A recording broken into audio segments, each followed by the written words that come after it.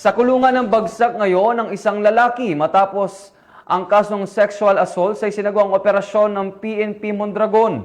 Ang balitang yan ay tinutukan ni Patoluman Cristel Palapax. Ng mga otoridad ang isang lalaking wanted person na may kasong sexual assault sa barangay Santa Catalina, Mondragon, Northern Samar. Bandang alas 2:20 ng hapon nang maresto ang akusado ng matauhan ng Mondragon Municipal Police Station sa bisa ng warrant of arrest para sa kasong sexual assault kaugnay sa Section 5 ng RA 7610 o Special Protection of Children Against Abuse, Exploitation and Discrimination Act na may nirekomendang piyansa na 200,000 piso para sa pansamantalang kalayaan. Ang akusado ay dinala sa Mondragon Municipal Police Station para sa kauklang dokumentasyon at tamang disposisyon. Patunay lamang na ang Mondragon PNP ay hindi nagpapabaya sa kanilang sinumpaang tungkulin na huliin ang mga taong tiwalag sa batas upang mapanatiling ligtas ang komunidad nang sa gayon may patupad ang kapayapaan ng bansa para sa ligtas at maunlad na bagong Pilipinas.